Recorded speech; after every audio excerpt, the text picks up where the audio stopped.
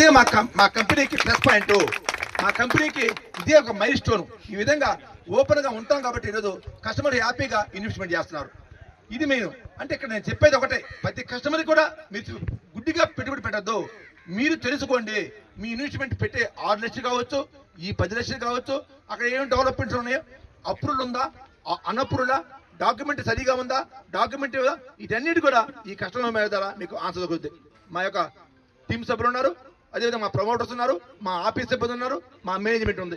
వీటన్నిటి కూడా మీరు కానీ మీ అనుమానాలుగా నివృత్తి అయితే ఎవరిని కూడా ఇంకా ఒక ప్యాడ్ కొనే బదులు ఒక ప్యాడ్ మీరు కొంటాం కాదు, మీరు మా ప్రమోటర్ చేత ఇంకొక 10 ప్యాడ్ కొని ఇచ్చేస్తారు. మీరు మీ బంధువులు కావచ్చు, మీ బంధుమిత్రులు కావచ్చు.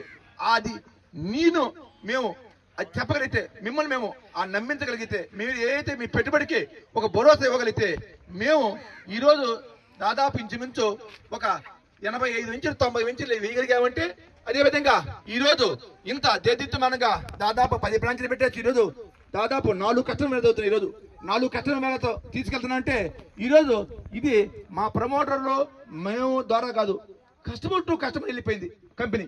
అంటే కస్టమర్ కొన్నమాట బ్రహ్మాండంగా తెస్తారని తీసుకుంటే ప్రతిదీ కూడా మనం ఒక లీగల్ ద్వారా కావచ్చు, అన్ని ఉన్నాయి చెప్తున్నారు. కాబట్టి ఈరోజు శరవేగంగా ముందుకెళ్తున్నాం. ఈరోజు అంటే ఈ కస్టమర్ ఇంకో కస్టమర్ చెప్పడం, ఆ కస్టమర్ ఇంకో కస్టమర్